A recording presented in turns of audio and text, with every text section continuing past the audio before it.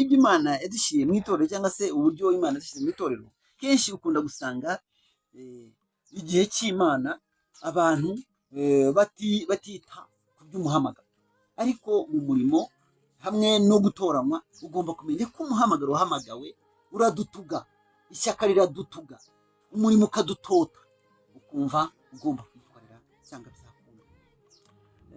Cyane cyane hano aho tugeze usanga gahunda y'igisakuzo Samusoni yasakuje na n'uyu munsi y'Imana igejeje mu gihe cyo gusoza ijambo ryayo yavuze, uhita ubona ibimenyetso. Nta nubwo umurimo w'Imana ugomba kutuvuna. Imana irikorera ubwayo, umwuka w'Imana arikorera mu itorero. Usanga ku bayobozi, usanga ku banyempano, ku banyamuhamagaro no ku bandi banyitorero, iyo igihe cyo gukora kw'Imana kigeze, Imana ikorera mu bayobozi cy'Imana basize. Igihe cyo gukora kw'Imana kigeze, Imana ikorera mu banyempano Imana ishaka kigasohoka. Igihe cyo gukora kw'Imana kigeze, Imana ikorera mu bakristo Imana yapanze ku itorero kigasohoka. Niyo mpamvu rero iby'Imana ntabwo dukorera Imana dushyizemo kuvuga ngo ni imbaraga z'umubiri. Haleluya. Ntabwo dukoresha imbaraga z'umubiri. Niyo mpamvu ukunda gusanga abantu benshi bavuga ngo ngiye mfite ishyaka. Nibyo ishyaka urarifite, nanjye ndarifite, ariko iby'Imana bikorwa n'Imana ubwayo. Cyane dukunda kubona abantu benshi bacika intege b'abakozi b'Imana, ati ngewe igihe nakoreye Imana, igihe nasengeye, igihe Imana yagiye intumira, nta bihembo nabonye, nta ngororano nabonye. Ariko ndababwiza ukuri ko niba umukozi hano mu isi ukorera leta imuhemba, agakorera minisiteri runaka ikamuhemba, umukozi ukora neza bakamuha imodoka akagendamo akajya mu murimo, ni nako n'abakozi b'Imana bayikorera. Hari ibihembo, hari ingororano z'abakiranutsi, kandi ijambo ry'Imana avuga ngo umukiranutsi azashwaho no kwizera, kandi ngo umwana w'umukiranutsi ntazicwa n'inzara. Nta n'igihe umukiranutsi ashobora gusonza cyangwa umwana w'umukiranutsi asabiriza. Bene data mumenye ngo hari ibanga rikomeye cyane Imana yashyize hagati y'abasenga. Imana yaravuze ngo ntacyo nzakora nabwiye abagaragu banjye b'abahanuzi ntacyo nzakora mu itorero. Haleluya. Ntacyo Imana izakora itamenyesheje abanyitorero. Mwirinde guhagarika imitima, mwirinde kuvuga ngo kuki Imana ibi ngibi itabivuzeho. Nta gitungura Imana. Imana ijya kuguhamagara yari izi neza ko uzayikorera mu gihe nk'iki. Imana ijya kugutoranya yari izi neza ko izaguhagarika mu cyuho. Emera uhagarare mu cyuho, twerekane imbago z'aho Imana yacu ishaka gukorera. Twerekane imbago z'aho Imana yacu ishaka kugarukiriza umurimo. Niba Imana igutumye ihangane ugerere. Niba Imana ikubyukije byuka wingingire itorero. Niba Imana ikuraritse ukumva muri weho umuriro n'imbaraga by'umwuka wera gutuga, genda usohoze ubushake bw'Imana. Imana yo mu ijuru ifite ibihembo kandi izaguhemba. Bene data, hano mu kigeragezo cy'umuntu niho haboneka imbaraga zo gukorera Imana. Haleluya. Mu kigeragezo cy'umuntu niho haboneka imbaraga zo gukorera Imana. Yeremiya, aya magambo tuyasanga muri Yeremiya 8:7 na Yeremiya 4:35, tukayasanga no mu Efeso 4:5 kugera ku 20. Tugeze ku mpano yo guhanura. Ubundi impano ni umufasha nyakuri. Ni igihe itorero rikeneye gusobanukirwa Bibiliya mu buryo bwihuse. Iyo ubuhanuzi burimo buvuga, aba ari Bibiliya irimo gusoma. Iyo ubuhanuzi burimo buvugwa, iyo Imana irimo kuvuga ibwira itorero, cyangwa se ubuhanuzi burimo kumanuka mu iteraniro, Imana itumye Bibiliya isomwa ku bantu bose. Harimo batabasha gusoma Bibiliya, harimo abantu batazi gusoma, harimo abantu batabona umwanya wo gusoma, ariko iyo ubuhanuzi bumanutse Bibiliya ije kuramburwa igasoma iteraniro ryose. Bene data rero, ubuhanuzi ni ingenzi. Abantu bose bagomba gukurikira igihe ubuhanuzi burimo buvugwa mu itorero. Ntawe ubasha kutumenyesha ngo tumenyeshe ubwo buhanuzi atari umwuka, ari wo wahumetse mu gihe cy'abahanuzi bakavuga ndetse bakanandika ibyo bari babwiwe n'Imana. Ariko mubanze kumenya ko ari nta buhanuzi bwo mu byanditswe busobanurwa uko umuntu wese yishakiye, kuko ari nta buhanuzi bwazanywe n'ubushake bw'umuntu, ahubwo abantu b'Imana bavugaga ibiva ku Mana bashiriwe n'umwuka wera. Petero wa 2 igice cya mbere umurongo wa 20 kugera ku murongo wa 21. Kubw'ibyo umuntu wese nashaka gusobanurira abantu ubuhanuzi bwo muri Bibiliya yifuze cyane guhabwa impano y'ubuhanuzi, utayifite azagoreka cyane ijambo ry'Imana mu cyimbo cyo kurisobanurira uko bikwiriye, mu cyimbo cyo kuryigisha uko bikwiriye. Bityo rero umwigisha wese agomba kwifuza cyane impano y'ubuhanuzi kugira ngo abashe gusobanura neza Bibiliya, abashe gusobanura neza ibyanditswe byera, agomba kwifuza impano y'ubuhanuzi. Bityo nataba afite umwuka we yabasha gusobanura Bibiliya uko ashaka, yabasha gusobanura Bibiliya nk'uko bidakwiriye, ariko aba afite impano z'umwuka wera, afite imbaraga z'umwuka wera, yabasha gusobanura neza ibyanditswe byera nk'uko Imana bishaka. Bene data, bakozi b'Imana, itorero ry'Imana namwe banyarwanda, tugeze mu cyiciro cya kabiri kugira ngo tubashe kumva uburyo bwo kwirinda kw'abanyamwuka. Twifuza rero ko uyu mwanya twacishaho akaririmbo kugira ngo abantu batarambirwa, kugira ngo bashe gukomeza gukurikirana neza iri jambo. Tuvuge ngo agatero kamwe kavuga ngo umwuka wera. Umwuka wera akora imirimo ikomeye, ni wo wemeza abantu. Tugira ubwoba cyane iyo tutakimwumva, twibaza icyo twakora.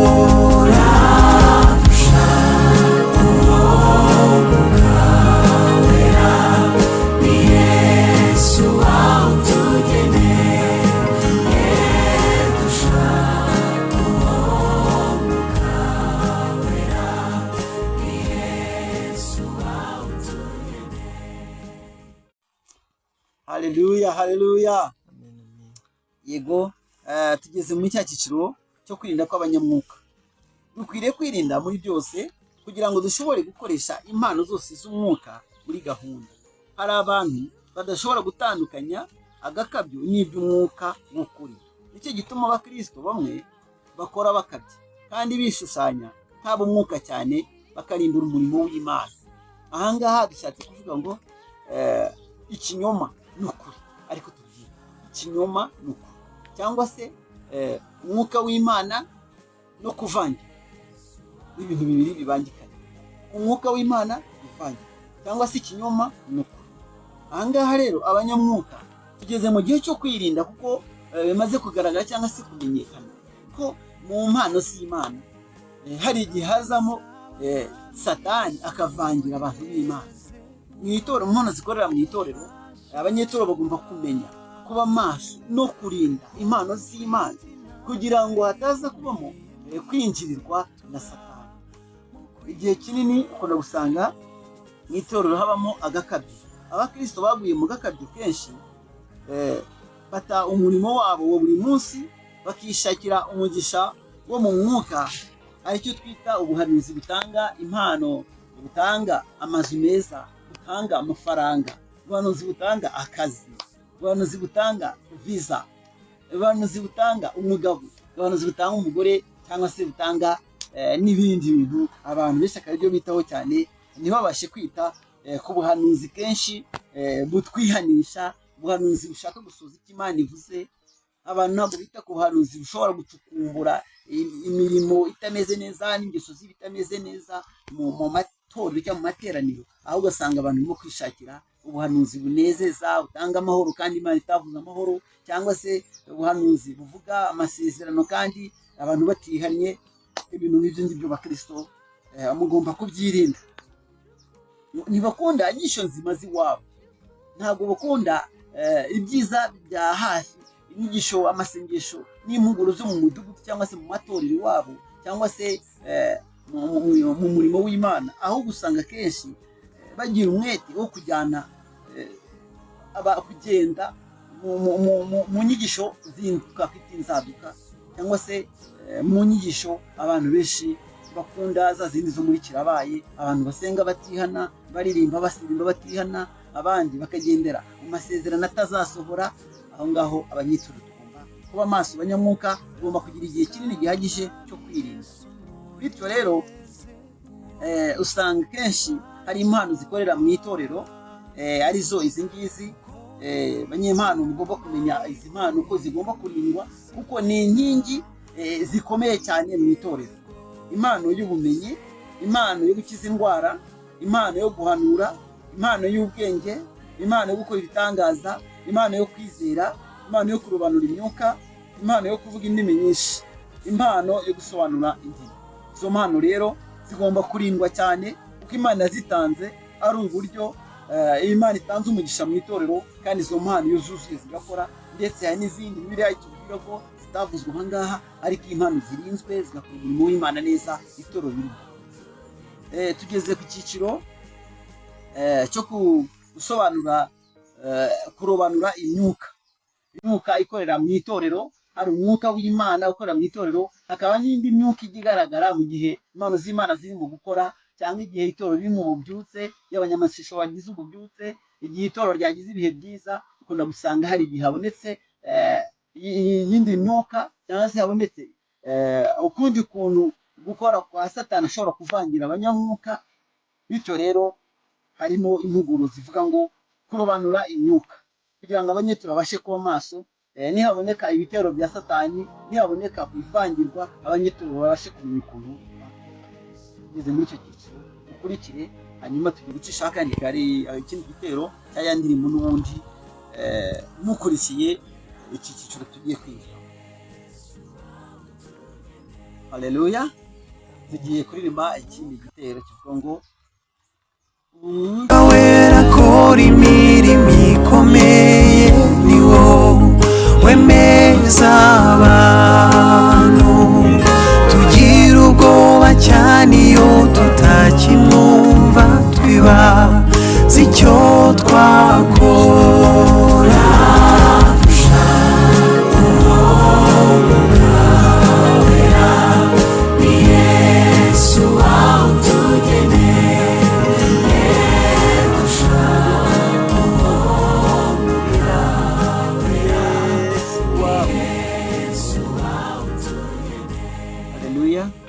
Yego. Tugeze ku kurobanura imyuka. Hagati y'impano yo guhanura n'iyo kuvuga indimi nyinshi, dusangamo impano yo kurobanura imyuka. Bibiliya ivuga ko amoko menshi y'imyuka mibi Satani yohereje yo kuyobya abantu mu itorero. Iyo turimo cyane cyane, cyangwa se iyo tubasha kumva cyane cyane, ni iyi imyuka y'abadayimoni. Ni umwuka wa mbere. Umwuka wa kabiri ni imyuka y'ibinyoma. Umwuka wa gatatu ni imyuka iragwa. Ibyo byose akaba ari imyuka ikunda kuboneka. Biroroshye cyane kurobanura abadayimoni kuko batagerageza kwihinduranya cyangwa se ngo bajijishe. Marayika w'umucyo agaragara cyane. Imyuka y'abadayimoni igaragara nka marayika w'umucyo ikishushanya. Ni bene babandi batwaye umuntu wo mu gihugu cy'Abagadarene muri Luka ibice 8 umurongo wa 26 kugera ku murongo wa 33. Ntibababaza ba Yesu, ahubwo bababaza abanyabyaha, cyangwa se babandi b'abanyamahanga, cyangwa se babandi batari bazijya mu nzu y'Imana, batajya mu masengero gusenga. Barabatera abandi kuvuga ngo hari aha hari umusazi, aha hari umuntu urwaye abadayimoni wambara ubusa. Iyo ngiryo niyo myuka y'abadayimoni. Noneho imyuka ya kabiri ni imyuka y'uburyo bw'imyuka mibi, ariyo myuka y'ibinyoma. Iyo myuka ni mibi. Imyuka y'ibinyoma ni imyuka mibi cyane, ishobora kuyobya n'abantu b'Imana kuko yihindura kenshi mu ishusho y'abamarayika.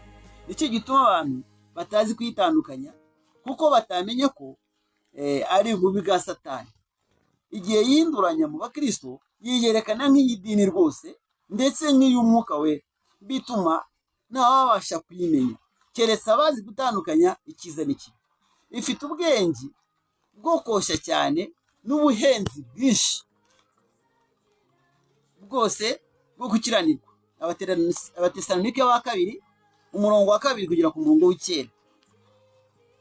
Umwe mu myuka y'ibinyoma niwo washukashitse abahanuzi 400 bo mu Isiraheli, babwira umwami Ahabu na Yehoshafati gutsinda Abasiriya. Nibwo Uwiteka yagambiriye kumaraho ubugingo bwa Ahabu.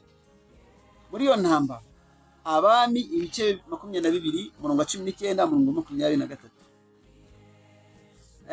Kuko Satani ashobora kuvuga ukuri nawe, iyo ibyo bavuga byose byabaga ari ibinyoma nta muntu umwe wabyemera, ariko Satani nawe agerageza kuvuga ukuri.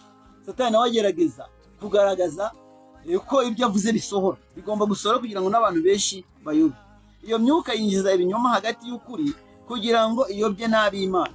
Umukristo uhora akiranuka akuzuzwa imbaraga z'Umwuka Wera buri munsi ntashobora gutegekwa n'iyo myuka, kuko bidashoboka ko imujyaho. Ariko niba ari umunyantege nke kandi ari mu busa, ibyo bimushyira mu kaga. Dayimoni yavuye mu muntu azerera ahantu hadafite amazi, ashaka uburuhukiro, akaburaho yagana, akavuga ati reka nisubirire mu nzu yanjye navuyemo. Yagera agasanga ikubuye kandi iteguye, akagenda akazana abandi badayimoni barindwi bamurusha kuba babi. Nuko ibya nyuma by'uwo muntu bizarushaho kuba bibi kurusha ibya mbere.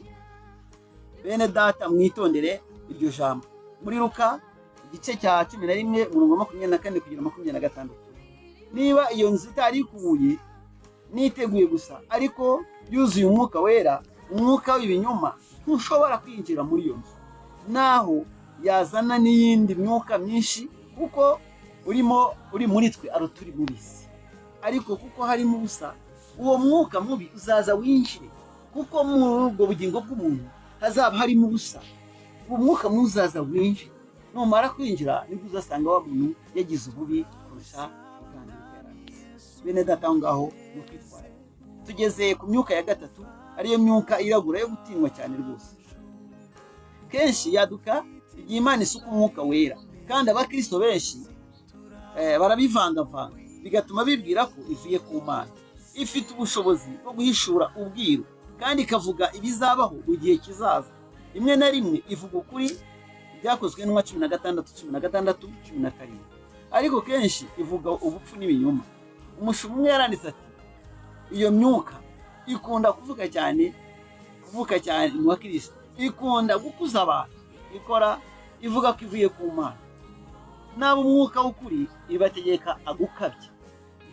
Ahantu abakristo abanyituro mugomba kwitwararika cyane rwose, kuko nabo ukuri ibateza gukabya, kugeza ubwo bareka ingeso nziza, hazabaho umuvurungano rwose. Imyuka y'ibinyoma ni imyuka iragura, ikora ibibi byinshi mu bakristo. Buri mukristo wese agomba kuba maso no kuyirinda. Hariho indi myuka mibi izana ikibi ndetse gikabije, ni imyuka y'abantu banduye. Mu bihe byose hariho abantu bagerageza kwiga ibikorwa by'Imana, kuva ibice 7 umurongo wa 4, n'abandi bashaka kwihimbaza. Kubw'ibyo beretswe Abakolosayi 2:18. Mu cyimba cyo kumva iby'Umwuka Wera abwira amatorero, bahimba ubutumwa, bagahimba amayerekwa, bagahimba ubuhanuzi, bavuga ko ari Imana yavuze, bavuga ko ari Imana bayishimiye, bavuga ko ari Imana babwiye. Muri uwo mwanya bakabihimbahimba, bakavuga bashize amanga, kandi nk'aho buvuye ku Mana. Muri ubwo buryo abahanuzi b'ibinyoma baremye andi madini, bavangavanga iby'Imana n'iby'abantu, bakangiza cyane umurimo w'Imana. Kugira ngo rero dushobore kwirinda abahanuzi b'ibinyoma, bene data, toro ry'Imana, nuko tugomba gukoresha umwuka w'Imana Imana yaduhaye kugira ngo tubashe kurobanura iyo myuka. Nuko itorero rigomba kuba maso, tukabasha kugenzuza ijambo ry'Imana, tukabasha kureba n'imbuto z'abahanuzi, tukabasha kureba n'imbuto z'abanyamwuka, kandi tukabasha no kumenya ubwenge bwo kumenya kugenzuza Umwuka Wera, kugira ngo tumenye izo mpano ko zirimo gukorera mu itorero. Ijambo ry'Imana Pawulo yaravuze ngo, nuko nzi ko wagenzuye abiyita intumwa kandi atarizo, ukabona ko ari abanyabinyoma. Yashuwe 2 umurongo wa 2.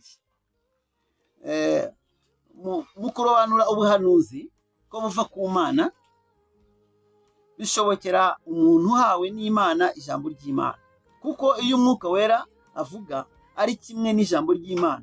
Ariko umwuka w'umuntu n'umwuka mubi, ubundi uvuga ko amagambo ahwanye, cyangwa se ubundi ukavuga amagambo adahwanya n'ijambo ry'Imana. Rimwe bikagorora, ubundi bikagoreka, ugasanga bwa butumwa rimwe burasohoye, ikindi gihe ntibusohoye, abanyetoro bakaba mu rujijo, bigatuma igihe cyo gukora kw'Imana kitinda, bigatuma abanyamasezerano banayavamo, kuko rimwe na rimwe ibyo bumvise bitasohoye, rimwe na rimwe ibyo babwiwe bumvise bidahwanye n'ibyo n'ubutumwa bajyaga bumva.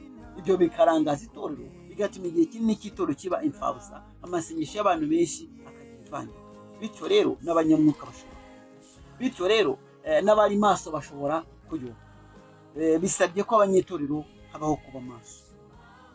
Ubundi igihe kinini umuntu amenya umwuka uwo ari wo, agomba guhabwa impano yo kurobanura imyuka.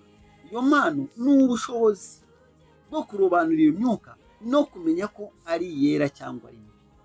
Hari uburyo Imana itanga impano zindi mu itorero z'ubwenge.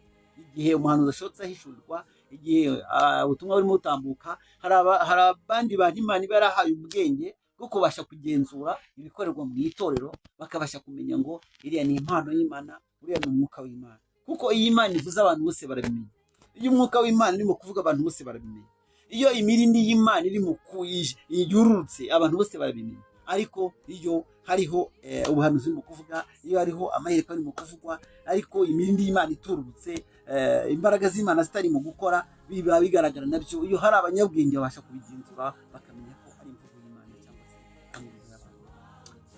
Yego, ituro ry'Imana, ndumva uyu munsi wa none mbashe kubagezaho izi mpuguro zo ku buryo bwo kumenya gukoresha imyuka, cyangwa se kubasha kumenya imyuka yose ikorera mu itorero, uko umwuka w'Imana akora, nuko ivangirwa cyangwa se imyuka ya Satani nayo ishobora kwinjirana abanyetorero mu mwanya ubuhanuzi burimo gutambuka, hashobora kuba habonekamo n'imyuka iragura, igakora nk'iragura, abantu bagatega amatwi bagira ngo ni ubuhanuzi bw'Imana, kandi ari imyuka ya Satani. Abanyetorero mube maso, itoro ry'Imana ribe maso, mwese abashe kumenya gusenga no gusobanuza Imana, kugira ngo hatabaho kuyoba inzira, kandi inzira twarayitangiye tuyirimo neza, Kristo wacu azaza gucura itorero. Ndangije mbashimira abantu bose mwakurikiranye izi mpuguro. Nimero yanjye ya telefone nabamenyesha ko ari 078 50 92 183. Ku bantu bashobora gukenera ubundi busobanuro muri izi mpuguro, ni ikaze. Kandi ndangije nshimira na munyamakuru wantumiye muri studio akampa umwanya kugira ngo tubashe gutambutsa izi mpuguro, kuko abantu benshi bakunda gusenga, bakunda ibihe byo kubana n'Imana, bakunda gukoresha impano z'Imana. Ni byiza kandi zidufitiye umumaro. Kuba hari abazikoresha nabi bivuze yuko tugomba kureka gukoresha impano z'Imana, kuko Imana yazishyiriye mu itorero kungura itorero no gufasha abanyetorero kugira ngo tubashe guca mu bihe bikomeye by'ibigeragezo imbere yacu. Bityo rero abanyetorero ndabashimiye, nawe studio ndabashimiye. Yego, murakoze cyane. Mbere ko dusoza, kugira ngo wongere wowe wabasubiriramo ya nimero yawe. Yego, nimero yanjye ni 078 50 92 183. Haya amazina ninde? Amazina yanjye ni Karangwa Fideli, ndi umukristo mu itorero rya Pentecote. Imana ishimwe cyane. Rero natwe turagushimiye. Nimero za telefone bari buze kuzibona kuri screen yacu. N'uwaba afite icyo yifuza kuba yasobanuza ashobora guhamagara aciye kuri izi nimero. Kandi turagushimiye ko witabiriye ubutumire bwacu, ndetse ukaba tugejeho n'ikiganiro cyiza, kuko bamwe na bamwe bajya bagira ibibazo bigiye bitandukanye ku bijyanye no gukoresha impano ku banyamasengesho se, ndetse n'abandi bamwe mu bagize itorero runaka bajya bagira ibibazo bitandukanye. Rero bashobora guhamagara kuri izi nimero ziri hano kuri screen, bakaba bagira ibyo bagusobanuza rimwe na rimwe. Turagushimiye rero, turagira ngo tugukoreshe rero udusoreze ikiganiro, ariko mbere y'uko tugukoresha kugira ngo dusengere tuzi ikiganiro, turagira ngo tubwire buri muntu wese ugeze kuri YouTube channel yacu ari ubwa mbere. YouTube yacu yitwa Silas Maker Entertainment, akore subscribe, adushyigikire umurimo w'Imana. Ndetse ijambo ry'Imana ryavuze ngo icyo werekejeho amaboko ugikorane umwete, kandi ikintu cyose ufite mu nshingano cyangwa se ukoze ugikunze cyose ni nk'aho uba ukoze umurimo w'Imana, Imana cyose ikiguhera umugisha. Gukanda subscribe niyo nkunga tugusabye kugira ngo ushyigikire kandi ukore na share kugira ngo usangize bagenzi bawe. Ndagira ngo ubwire yuko ibi biganiro tuba tuguha cyangwa se biri gutambuka kuri YouTube channel, izi nyigisho ni inyigisho zikomeye cyane ndetse utapfa no kujya kugura ku isoko ngo ube wazibona, ariko usangize bagenzi bawe, ni ku buntu, kubireba ni ku buntu, umva, kubisangiza inshuti zawe ni ku buntu, kubicuranga aho ushaka ni ku buntu, ariko ndagira ngo mbabwire ngo ikiganiro kibapfira ubusa, ahubwo kibagirire akamaro mu buryo bw'umwuka kandi kibateza imbere. Rero ndagira ngo ubutaha, ndakeka ari n'ubutaha tuzabana. Murakoze cyane. Nifuza ko tuzongera gutambutsa ikindi kiganiro gikurikira iki ngiki, kizaba sije yacu cyangwa se umutwe wacyo kizaba ari kuvuga ngo amavuta y'umwuka wera. Amavuta y'umwuka wera, kubona ngo kuko hari igihe nyine ujya ubona abantu bikagucanga. Ubundi abantu benshi cyane bamenye yuko umuntu ngo yagiye mu mwuka wera aba ari nyine arimo gutitira, ariko se wabitandukanya gute ngo wa wundi? Kuko muri iki gihe hasigaye ngo hari benshi cyane batitira, wavuze ngo mu bihe bya nyuma, kandi wavuze ngo turi mu bihe bya nyuma, ngo benshi cyane ngo muzabona ngo bahanura, ngo ariko bahanura mu binyoma. Ariko abenshi nk'uko bitubwiye ngo bamwe baba bashaka guhanura bigana impano z'abandi, batitira n'iki? Kuko hari igihe ubona benshi cyane batitira. Watandukanye ute ko umuntu afite amavuta y'Imana kari mu guhanura, ko afite umwuka wera cyangwa se afite ya myuka mibi yanduye? Abwirwa n'iki? Amavuta y'umwuka wera rero, umukozi w'Imana waje hano wantumiye muri studio, amavuta y'umwuka wera ni igihe ya mavuta yari ari muri Dawidi, igihe yabashaga kugira imbabazi, ntabashe kwihorera kuri shebuja Sawuli, kandi yaramuhize igihe kinini. Burya Dawidi yari afite amavuta y'umwuka wera. Amavuta y'umwuka wera nariye yamanukiye kuri Sawuli igihe yari agiye gushaka Dawidi, agira ngo amusange aho bahanuzi bahanuraga. Nuko ngo amavuta y'umwuka yaramanutse kuri Sawuli, imigambi ya Sawuli irahinduka. Sawuli yari afite imigambi yo kujya guhiga Dawidi kugira ngo amusange aho bahanuriraga, ariko ngo amavuta amaze kuruka kuri Sawuli, Sawuli atangira kwigaragura hasi, aturuka aho yari ageze agenda yigaragura. Iryo jambo se muri zi banyetorero, Sawuli agenda yigaragura arinda bihinduka ngo agera imbere y'umuhanuzi Samweli. Ni ukuri ngo baravuga ngo Sawuli nawe yabaye umwe mu bahanuzi kubera amavuta y'umwuka wera. Amavuta y'umwuka wera yageze mu banyetorero bagira urukundo. Haleluya. Amavuta y'umwuka wera yageze mu banyetorero bagira imbabazi. Amavuta y'umwuka wera yageze mu banyamasengesho bagira umuriro. Impano z'umwuka wera zose zikururuka, n'abafite amasezerano agasohoka. Ibyo rero tuvuga ku mavuta y'umwuka. None se ikibazo yenda cya nyuma tube twasoza, wasanga yenda hari n'abandi benshi cyane mu badukurikiye, mu bagenda badukurikira ko bwije nuko bukeye, baba bafite ibibazo nk'ibyo cyangwa se ibindi bigiye bitandukanye. Bashobora kutwandikira hasi muri comment ziba zifunguye, bakatubaza kugira ngo ubutaha tuzahere ko tubasubiza bitewe n'ibyo batubajije. Ese ikibazo cya nyuma, ese nk'umunyetorero runaka udafite uwo mwuka, ashobora kureba wa wundi wuzuye umwuka? Kuko hari aho wageze uratubwira ngo birashoboka yuko ahari umwuka w'Imana, iyo nzu nyine iba isukuye, ariko iyo irimo umwuka w'Imana, umwuka mubi bigoye kuba yahagera. Ariko rimwe na rimwe sinzi nabi bishobora kubaho ko mu itorero benshi bashobora kuzuzwa, ariko bamwe bakaba buzuye umwuka w'Imana, abandi buzuye umwuka atari uw'Imana. Birashoboka? Yego, birashoboka. Kuko cyane cyane hano twasanze mu mahugurwa twaciyemo yuko imyuka igiza kenshi mu gihe abanyetorero barimo guhabwa ububyutse, mu gihe abanyetorero barimo kubatizwa mu mwuka wera, barimo gusohozwa amasezerano, kubatizwa mu mbaraga, barimo kuvuga mu ndimi nyinshi, barimo guhanura, abandi barimo gushishurirwa. Icyo gihe nabwo Satani nawe azana za mpano ze akazivangira mu banyetorero kugira ngo benshi bari mu nzira bayiyobe. Ariyo mpamvu abanyetorero bagomba kuba maso aha ngaha. Yego, nta kibazo. Tubwiye ko bishoboka. Ese ko hari aho twageze ugatubwira ngo Satani nawe muri ya myuka mibi ye akoresha, hari aho rimwe na rimwe ajya akoresha ubuhanuzi bwe, rimwe akagerageza gushyiramo ukuri. Ese umwe wo mu banyetorero agiye mu mwuka afashwe n'imyuka mibi agahanura, umunyatorero udahishuriwe n'umwuka ngo amenye ko ari umwuka w'Imana cyangwa se ari umwuka wanduye umuteye guhanura, ese iwe azabasha kubitandukanya gute? Avuga ati uriya ibyo ari kuduhanurira ni ukuri cyangwa se ni ibinyoma? ese ni ngombwa cyangwa se ni ngombwa ko abanyetorero bose bagira uwo mwuka kugira ngo umwe wo muri bo nahanura bamenye ko atavangiwe? Yego, murakoze cyane studio. Ni ukuvuga ngo igituma tugomba kuba maso, uriya muntu nawe bujijwe cyangwa se kumva hawe impano bushyashya, agomba kugira ibi byo guca bugufi. Twumvise ko ibyo umuntu afite ari byo bimutera guca bugufi.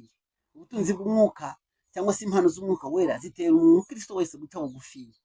Wa mukristo rero uhawe impano nshyashya cyangwa se ubatijwe mu mwuka wera bushyashya, agomba kugira guca bugufiya no gusanga ubuyobozi no kugisha inama abandi banyempano basanze mu itorero n'abandi basobanukiwe ibyo gukora kw'Imana no gukora kw'abanyamwuka, akagisha inama akabaza ngo mbese ibi byambayeho bishyashya, izi mpinduka zambayeho, kugufashwa kumva mpindutse ngize impinduka.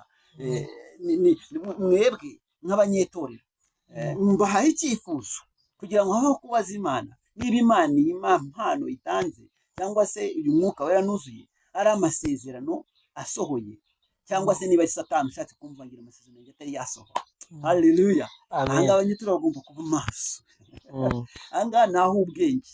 Iyo habayemo guca bugufiya, hakabamo kugisha inama itorero n'abayobozi b'itorero, hakabaho kugendana n'abandi bahanuzi basanzwe bakuru bacu mu itorero, icyo gihe za mpano zirushaho kwaka n'amahishurwa arushaho kuboneka cyane, kumenya niba wa mwuka wera utanzwe ari isezerano ryari ryarasezeranye cyane, niba ari ivangira Satani azanye. Habaho kumenya niba ya mpano nshyashya itanzwe, niba ari iyitorero ije yiyongera ku zindi zari zikenewe mu itorero, kugira ngo hazamenyekane n'umurimo n'umumaro ya mpano izakora. Ariko iyo ari impano Satani atanzwe mu rwego rw'ivangira, nabwo ya mana ihishurira ba bandi bakuze mu itorero bamenyereye, bafite bwa bwenge, banabiherewe n'impano kubigenzura, bagabasha kubonera igisubizo mugenzi wabo kuko yicishe bugufiya ngo asobanukirwe Imana. Ikibazo yenda cya nyuma, nubwo ikiganiro cyabaye kirekire, ese hari aho byageze uratubwira ngo umuhanuzi cyangwa se umunyempano bitewe n'igihe Imana yamuhereye ubutumwa ashobora kubujyana, akaba yabujyana mbere y'igihe, bigatuma icyo Imana yari yagambiriye ko yamutumyeho ubwo butumwa kidasohora. Birashoboka. Ikindi nanone ashobora kubujyana nyuma hari amasezerano yari amaze gusohora kuri uwo muntu, ugasanga abutwaye imburagihe.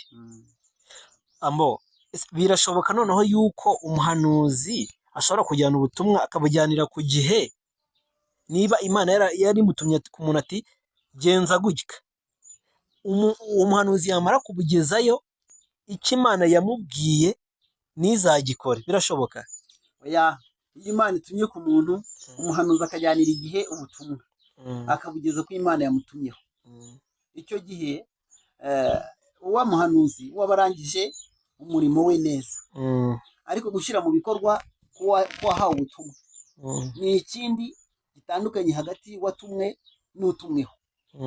Utumweho yagiriwe ubuntu akumvira ibyo Imana imutumyeho, agahinduka kandi akabyubahiriza. Tubona ko abinini bamaze gutumwaho nyuma yo kwihana, Imana yahababariye. Tubona yuko mu gihe Dawidi Imana yari imaze kumutumaho Natani ko yakoze icyaha, yagize umwete wo kwihana no gusaba Imana imbabazi, Imana iramubabarira. Bivuze ngo ko barya kw'Imana guhoraho, kandi Imana idutumyeho ibidukunda. Tujye tugize amahirwe rero, abahanuzi badutumyeho bakadutumikira ku gihe. Ubutumwa burasanzwe, ntabwo ari ubutumwa bw'Imana gusa, no mu itorero abayobozi baradutuma, no mu rwego rusanzwe mu gisivili, mu baturage abantu turatumwa. Mugatuma umuntu umwe kubera ko umwizeye, yatumika wagejeho ubutumwa bukabasha kugira umumaro. Ni nako n'Imana iyo itumyeho umuntu, umuhanuzi akajyana ubutumwa igihe, wa muntu ararokoka na wa muhanuzi akabona ingororano. Ariko wa muhanuzi iyo yabukereje agasanga ubwo agomba kugira umumaro ntibukimugira umumaro, na wa muhanuzi nawe abapfobeje iby'Imana. Abapfobeje iby'Imana bigatuma n'ubundi Imana itagomba kumugirira icyizere. Ikindi gihe si ubwo wowe utumye umuntu ntagutumikire utawakongera kumutuma. Ni ibyo rero. None ni ukuvuga ngo umuhanuzi yenda yakereje ubutumwa, akereje ubutumwa, wasanga yenda ari icyago cyari kuzaba kuri uwo muntu Imana yatumyeho. Ese icyo cyago kizamugeraho icyago? Nshatse kumva mwasubiramo ikibazo cyanyu. Ni ukuvuga ngo umuhanuzi n'Imana imutumye ati genda ubwire kanaka umuburire rwose areke iki kintu, iki cyago kitazamugeraho. Umuhanuzi akagenda agakereza ubutumwa. Ese Imana ko yabonye ko umuhanuzi yakereje ubutumwa, ntago ishobora kuzatangira cya cyago nikigere kuri wa wundi yari yarakigeneye? Kenshi rero Imana yacu ni nyembabazi, Yego. kandi Imana impamvu idutumaho ni uko idukunda. Iyo ibashije gutuma intumwa ntigere ku wo yatumye, kandi uwo yatumye imukunda, n'ubundi hari ijambo ry'Imana rivuga ngo nta muntu Imana ibasha guha ikigeragezo kirenze kwizera kwe. Ni nako n'Imana iyo yateguye ibyo umuntu ashobora guhura nabyo ishaka kumurengeramo, n'ubundi ibasha kumukiza ikoresheje abandi, ikoresha ubundi buryo, igakoresha ubundi buryo, ikamurinda ikamukiza. Ariko wa muhanuzi watumwe waba uzi ingororano. Haleluya. None rimwe na rimwe bitewe n'icyago Imana iba yarageneye wa muntu nyine bari bagiye kuburira, ntago ishobora gufata wenda 1/10 ngo ibe yakigenera uwo muhanuzi kuko atubahirije gahunda y'Imana. Ahangaha bwana studio rero, buriya ibihano by'abahanuzi ni nk'umwana mu rugo. Umwana mu rugo n'umubyeyi. Ubundi birazwi neza ko umwana n'umubyeyi hagati yabo habamo ibanga rikomeye. Ni igihe kinini. Urabona bariya Aroni na Miriyamu na Aroni banegura Mose, n'uburyo bo bari bitatuye kandi nta muntu ubumva, ariko Imana yaje gufuhira Mose. Bivuze ngo rero uburyo Imana yashatse kubacyaha no gukemura icyo kibazo, yarabahamagaye ubwayo yonyine ngo rubanda batabumva. Ni nako natwe abahanuzi cyangwa abanyempano cyangwa abanyamwuka, ntabwo Imana ijya ibandagaza, ahubwo hari ukuntu imugenera akantu ko kumukebura, ikamukebura iyo atayumviye, iyo atagendeye ku gihe, iyo atasohoje umurimo wayo. Nk'umukozi wese iyo yakoze ikosa, hari ukuntu muri birihemba bamukata ku gashahara. Ndetse Imana ibasha kwihererana abayisuzuguye, ikagira akantu k'ingororano igabanyaho ku ngororano z'ibyo bagombaga guhembwa. Ingororano z'uwo munsi ntayabona, hari ukuntu Imana ibigenza. Ariko ntabwo Imana yahita ihana umuhanuzi ko atageze aho yagombaga kugera ako kanya, cyangwa se itanga igihano kinagaragara, cyangwa igabanye kuri wa wundi yari yamutumyeho ibihanisha umuhanuzi.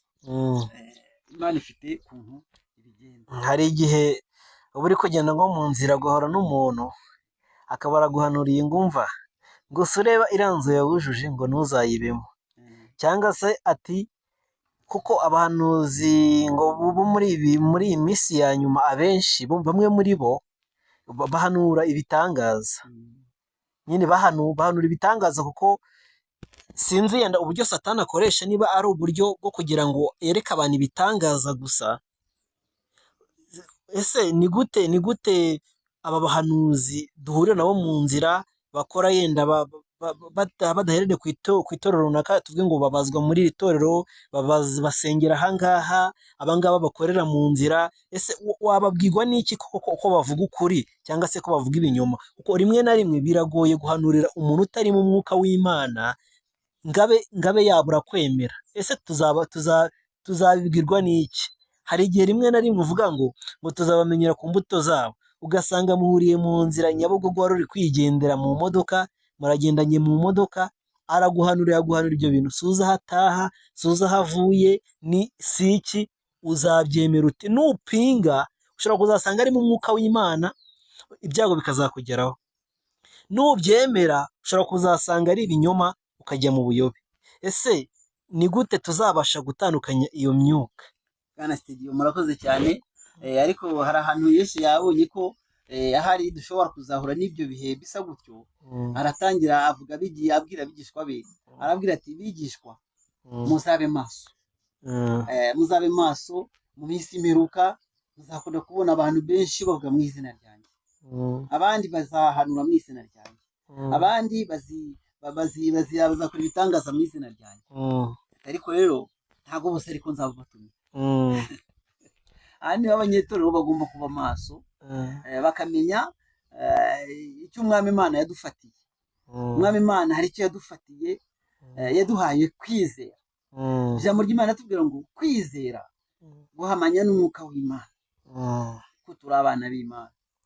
Bityo rero ibijyanye n'abahanuzi bo mu nzira, cyangwa se n'abandi bantu bavuga izina ry'Imana ariko tubasanze mu nzira, mu masoko bakunda kubonekamo, muri gare n'ahandi hantu mu makwe, ahantu hateranira abantu benshi hakunda kuboneka ubuhanuzi, hakunda kuboneka. Birasanzwe ko Imana igira abahanuzi bahanurira mu rusengero, ariko ishobora no kugira n'abandi bayituma ku misozi hirya hino bitewe n'uko Imana ishaka gukora. Kuba rero hari abandi bantu banyanyagiza ubuhanuzi hirya hino batatumwe n'Imana, ntibikuyeho ko hari n'abo Imana iba yarakwije ku musozi wo kugikorera. Uti rero umuntu ashobora kugira ibyo yemera kandi atari Imana ibitanze, cyangwa se umuntu ashobora kugira ubuhanuzi yanga kandi ari Imana ibitanze. Ariko umwuka w'Imana ukorera muri twebwe, ubwenge n'umutima n'umwuka bitwemeza yuko Imana ivuze. Haleluya, amen. bitwemeza ko Imana ivuze. Hari ikimenyetso. Ijambo ry'Imana rivuga ko ibintu byose Imana ibasha gukora, kubera ko Imana ari umukozi w'umuhanga no kugira ngo ikure itorero ryayo mu rujijo. Hari ibimenyetso yashyize. Ibimenyetso tugomba gusaba Imana ikimenyetso ku byo twumvise. Umukozi w'Imana wese wumvisha ubuhanuzi agomba no kugira ikimenyetso asaba Imana. Dusanga hano Bwana Studio ntangane gakeya nkumize musobanurire ukuntu abantu b'Imana bagiye basaba ibimenyetso. Gideon nubwo yasabye ikimenyetso, ubwo Imana yari imubwiye ko agomba kujya kurwanya Abamidiyani ngo akize Abisiraheli amaboko y'Abamidiyani. Yasabye ko yafashe ubwoya ashyira ku mbehe amurasa hanze, asaba yuko bucya ubwoya imbehe yuzuye amazi. Bucye yasanga imbehe yuzuye amazi, arufata arabukamura. Yari yamaze kubukamura nako plutôt, noneho arongera buraza hanze, asaba ko asanga bwumakaye, ngo mu gitondo asanga bwumakaye. Ababonye ikimenyetso. Undi mukozi w'Imana Hezekiya nawe yasabye Imana ikimenyetso, amaze gutumwaho abwirwa yuko ikirashi kigomba kumuhita, ariko ngo arasenga abaza Imana yisaba imbabazi. Imana ituma Yesaya ati subirayo mubwire yuko mwongera imyaka 15. Aho utari warenga ku bimenyetso, hari igihe umuhanuzi aza guhanura ibintu runaka, nawe nyine nuhita ushyikira kwizera cyane ukavuga ati mbese nibyo cyangwa si byo, ukavuga ati reka nsabe ikimenyetso. Hariho abantu benshi cyane yenda bajya basaba ibimenyetso, yenda umuntu ashobora n'urugero ashobora kuguhanura ati urakora impanuka, ukubyizera nyine nuhita ubyizera ariko ukavuga ati Imana umpe ikimenyetso. Ariko ugasanga yenda ikimenyetso Imana iguhaye iyo mpanuka ari kuguhitana, ariko yenda wisabiye ikimenyetso yenda ucitse akaguru akaba aricyo kimenyetso. Ese ku bijyanye n'ibimenyetso, ni wowe utegeka Imana ikimenyetso iri buze kuguha, cyangwa uravuga ati umpe ikimenyetso gusa ikakugenera icyo ishaka bitewe n'ibiri buze ko? Bwana Studio murakoze cyane. Hano turashimira n'abanyetorero n'abanyarwanda bose bakomeje gukurikirana ibiganiro byacu. Hano harimo kunguka kwinshi cyane, n'abanyetorero ntekereza ko barimo kubyungukiramo, n'abanyarwanda bose barimo kunguka ku bijyanye n'ibimenyetso by'uko Imana ivuze. Hari amagambo Yesu yabwiye abigishwa ati rero mumenye neza yuko mukwiye kugenzura. Mugikwiye kugenzura. Ijambo ry'Imana rivuga ngo nuko ntimuhinyure ibihanurwa, ngo ahubwo mugenzure mugundire ibyiza. Haleluya, amen. Niba Imana ikuvuzeho rero yuko ushobora kugira impanuka, ibyiza ugomba kugundira ni ukwezwa, ni ugusaba Imana ngo mbabarira. Gupinga umuhanuzi si cyo gikuru, ahubwo igikuru ni ukubwira Imana ngo mbabarira. Nta mafaranga bisaba. Abantu benshi usanga bikunda kubw'inyungu z'iby'Imana iri mu kubabuza.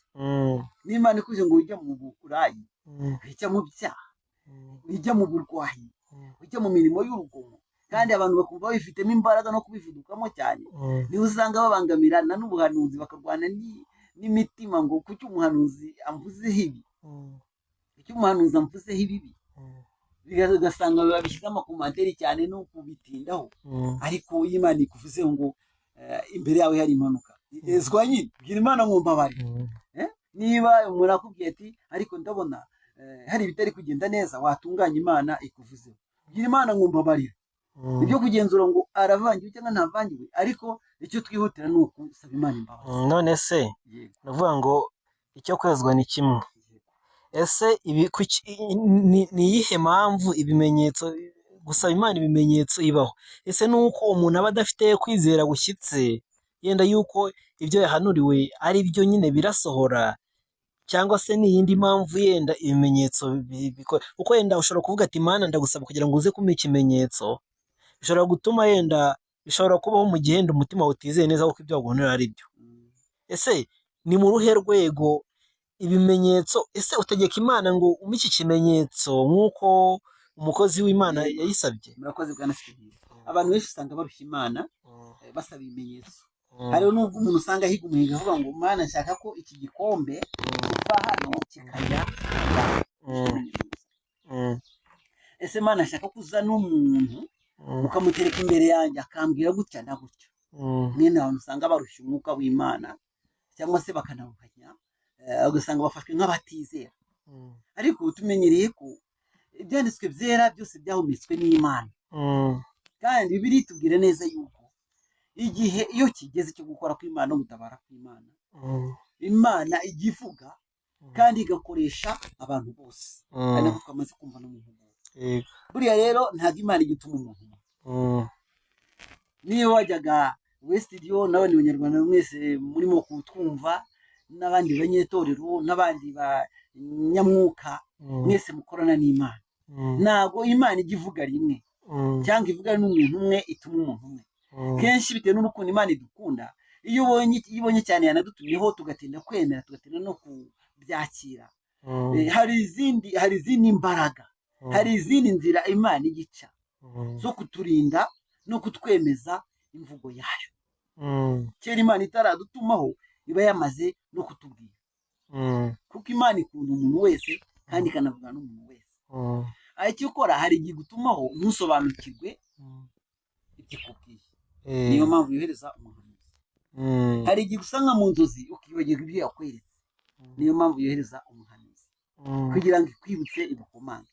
Hari n'igihe usenga wihuta, ibyo usengeye ntubishyireho umwete cyangwa ubihe imbaraga, ariko Imana itumye wa muhanuzi araza akakwibutsa rya sengesho, byaza guhura n'ibyo wasengeye, byaza guhura n'ibyifuzo ufite, ukamenya ko ari Imana ivuze, ukabyizera. Ubwo noneho abantu bafite ibimenyetso akenshi cyane nuko baba batarose cyangwa se ngo bagire andi mayerekwa. Abantu baka ibimenyetso biterwa no kwizera kwabo, no kwizera kwabo, kwizera k'umuntu. Turagushimiye rero. Wakoze cyane, wakoze. Imana iguhe umugisha ndetse yongere andi mavuta menshi cyane muri wowe. Kadusoreze hano ikiganiro cyacu cy'uyu munsi, dusaba kugira ngo abantu badukurikiye cyane basangize inshuti zabo, basangize bagenzi babo, tubasaba kandi cyane kugira ngo badutere inkunga bakanda subscribe, cyangwa se ku muntu uwo ari we wese waba ufite ubundi bufasha runaka ashobora kutwandikira kuri iyi nimero yacu iri hasi.